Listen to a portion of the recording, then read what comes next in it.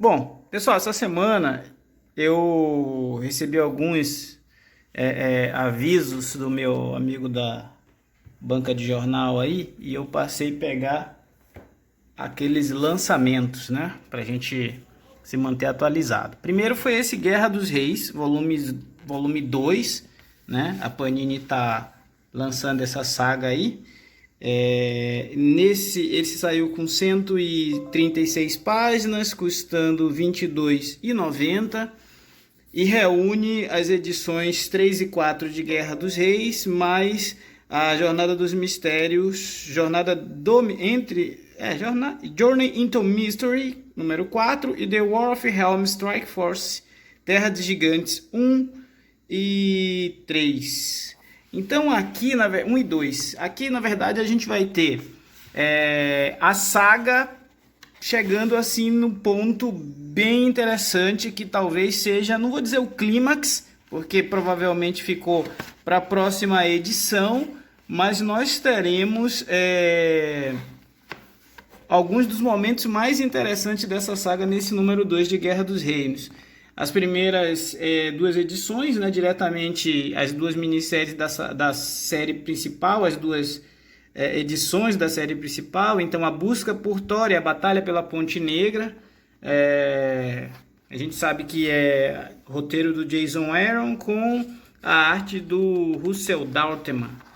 O legal por essa edição é, primeiro de tudo, trazer um mapa mundi com a divisão de como a Terra ficaria sob domínio dos aliados do Malekith, né? O Malekith, inclusive, ele resolve ficar com a Europa e deixar, por exemplo, a África e o Wakanda para os seus aliados, a América do Sul e o Brasil aqui é o novo reino dos mortos, a terra dos crepúsculos, e os Estados Unidos é a nova Jotunheim, ou seja, a terra dos gigantes, enquanto aqui embaixo ficou com a Roxxon. É legal porque o que acontece é o seguinte: aqui a gente vai compreender um pouquinho melhor o papel dos outros heróis da Marvel nesse contexto de Guerra dos Reinos, né? Os Vingadores foram divididos em duas equipes. Uma equipe é a Força de Ataque e tem uma missão quase que, eu não vou tentar dar muitos spoilers, né? Mas tem uma missão meio que suicida. Essa equipe é liderada pelo Capitão América e conta com Homem-Aranha, Luke Cage, Punho de Ferro e Wolverine. Eles precisam resgatar o Thor. Isso daí já está na sinopse da HQ, então não há spoiler. Eles precisam resgatar o Thor e isso só é possível porque o Demolidor assumiu o papel que era do Heimdall. Então ele meio que resgatou as funções da Ponte do Arco-Íris e pode transportar os heróis em diversas situações. Enquanto uma outra equipe de Vingadores, liderada pela Freya, a mãe do Thor, tem uma missão que é destruir a Ponte Negra do Arco-Íris. A Ponte do Arco-Íris Negro, que é a ponte que o Malekith criou para transportar os exércitos dele pelos 9 reinos. Como vocês podem ver, a arte continua sensacional. O Dalteman ele consegue ao mesmo tempo ter uma arte dinâmica, mas super bem detalhada. Tem essa edição até agora, ao meu ver, foram os melhores momentos da saga até aqui. A Capitã América, a Miss Marvel, né? Capitã Marvel, ela lidera uma terceira equipe de Vingadores, que na verdade é uma outra força de ataque, que são os Vingadores de Combate, composta pelo Armagá, Bucky, Capitão Britânia, Venom, Deadpool. Eles estão indo para a Europa dar um suporte para a equipe do M13, que era liderada pelo Cavaleiro Negro, que ele acaba sendo derrotado. Então, assim, o legal é que o Jason Aaron conseguiu dar nesse segundo volume, ele esquenta bastante a história, mostrando que as consequências estão acontecendo por todo o planeta, quando na verdade a maioria das sagas da Marvel a gente sabe que passa aí pelos Estados Unidos e quase sempre centrado em Nova York. Chega ao ponto de mostrar que Nova York agora ela está sendo protegida por um único exclusivo grupo de heróis centralizados, que seriam o Quarteto Fantástico, enquanto os outros demais estão espalhados por todo o universo tentando combater as hordas de Malekith, e eles chegam num ponto fundamental da trama, que é resgatar o Thor no momento que ele está assim já insano. A gente sabe que Thor no número 1 foi transportado para Jotunheim. Ele tem parte do acordo do Malekith era que os gigantes ficariam incumbidos de matar o Thor. Então, assim, quem está acompanhando Guerra dos Reinos, esse volume ficou muito interessante, vale muito a pena. É um número 2 assim, digno de continuação mesmo. As cenas de ações são legais, a participação do Odin é legal. Eu acho que, apesar de ter tido um início morno, aqui a saga começa realmente a dar uma empolgada, né? Eu gostei bastante desse número 2, agora eu vou atrás de Crônicas de Guerra para ver como que termina a história do Justiceiro e os outros spin-offs, né? Nessa edição ainda temos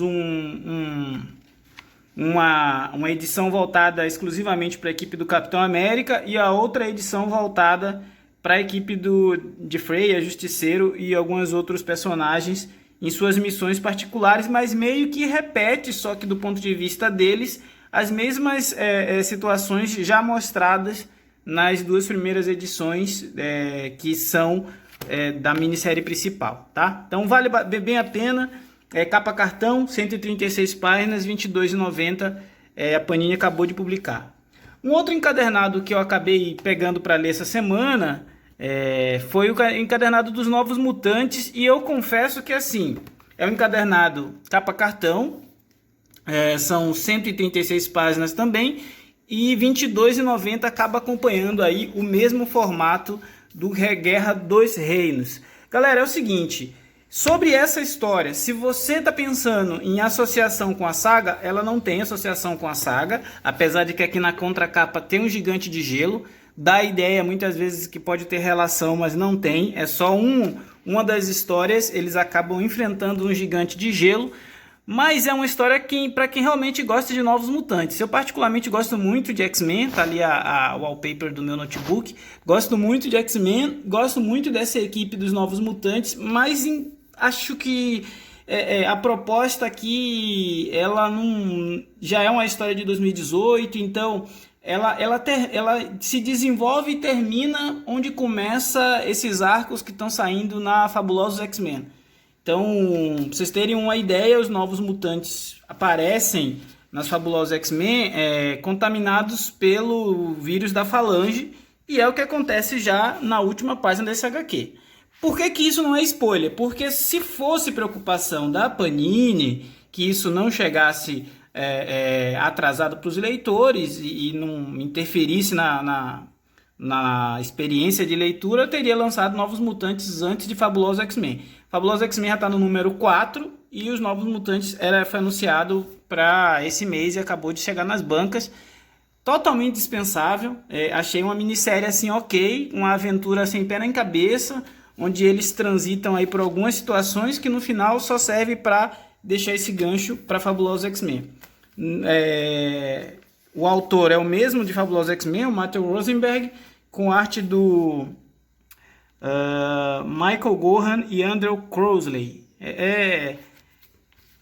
Bom, eu compre por sua conta e risco. De 0 a 10 eu dou um 4,5 com muito boa vontade. Uma outra HQ que eu li essa semana é Conan o Bárbaro número 5. Essa sim vale cada centavo, R$ 9,90, capa cartão. A Panini vem fazendo um excelente trabalho com Conan.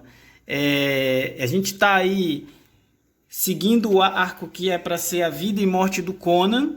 O Jason Aaron com o Gerard Zafino trazem aqui mais um episódio, só que dessa vez a gente dialoga com o passado do personagem, conhece um pouco da vila onde o Conan nasceu e encontra o nosso Cimério de Bronze enfrentando aí uma maldição que contaminou todos os seus parentes, todos os seus amigos de infância, e coloca ele numa situação que ele precisa escolher entre a vida dele e a vida das pessoas que ele gosta.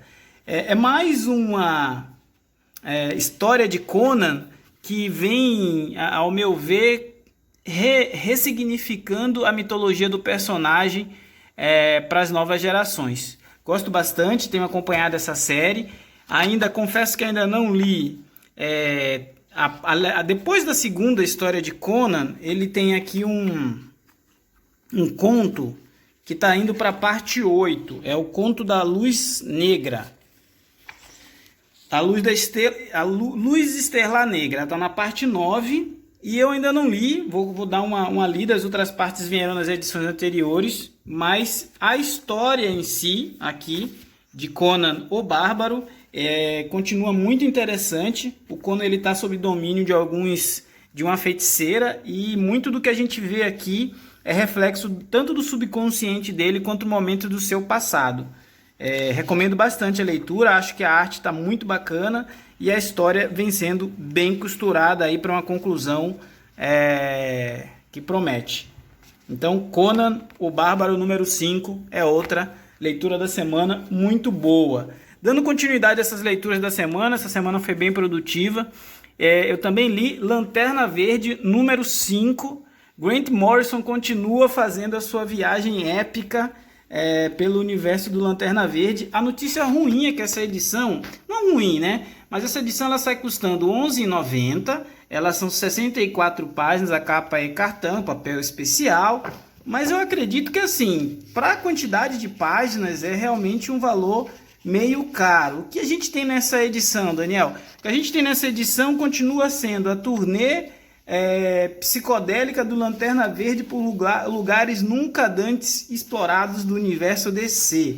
Aqui, por exemplo, a gente vê o Lanterna interagindo com personagens de outra parte do universo DC, quando na verdade Hal Jordan só queria sair de férias, né?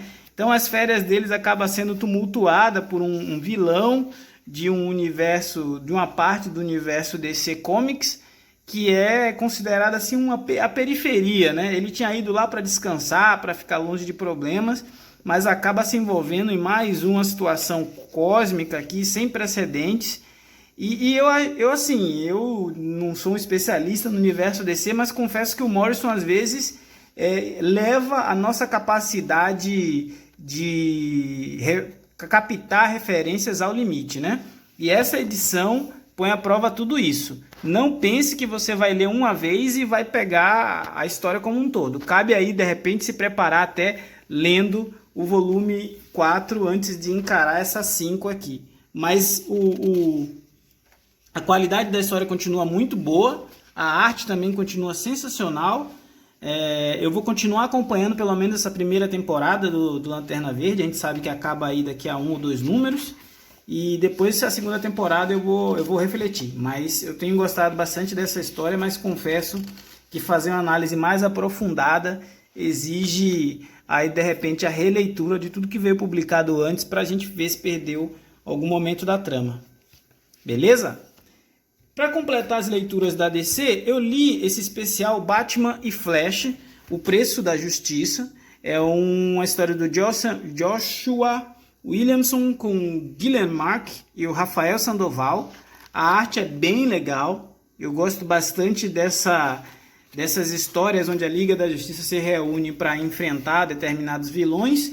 E, na verdade, o que me chamou para essa HQ foi a capa da ideia que é uma história fechada do Batman com o Flash. Talvez até se enfrentando em determinado momento. E foi isso que fez com que eu comprasse.